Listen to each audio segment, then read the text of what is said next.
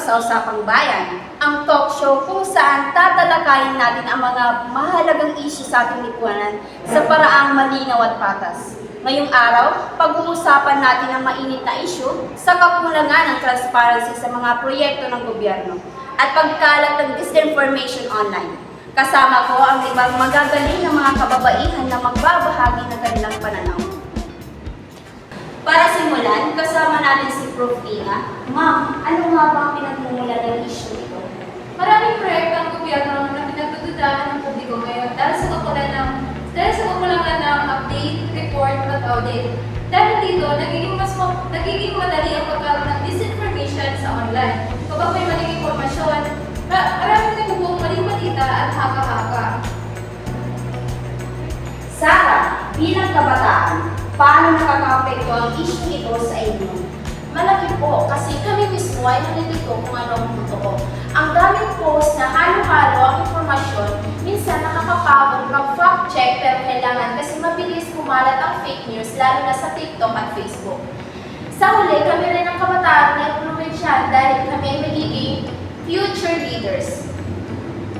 Kapitana Ruth, bilang opisyal na nasa ground, ano ang ginagawa ng lokal na pamahalaan para maging mas malinaw ang proyekto sa komunidad? Para sa amin, simple lang dapat bukas ang dokumento sa mga tao.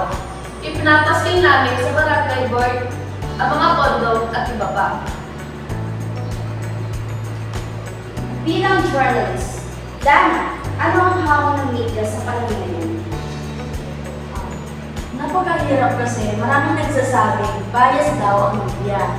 Pero ginagawa namin ang trabaho mag-verify, mag-check ng facts at magbigay ng tamang informasyon. Siguro ang challenge namin ngayon ay unahan ang mga nagkakalat na fake news kaysa sa totoo. At syempre, gusto rin natin marinig ang boses ng isang ordinaryong mamamayan. Aling Maria, ano ang nararamdaman niyo sa mga issue ngayon? Nakakainis at nakakalito minsan. Gusto lang namin malaman kung saan ang pupunta ang binabayad namin ng fees.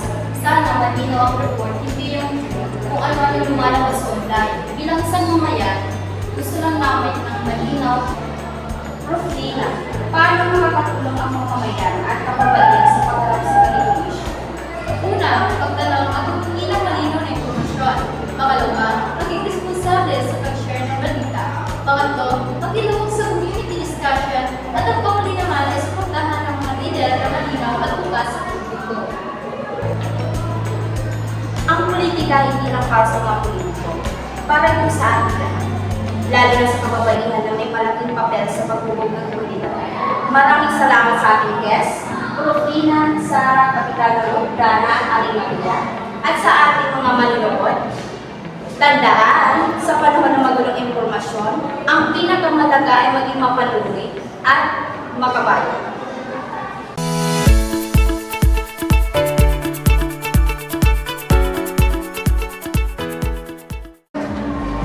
Ako si Mira Santos.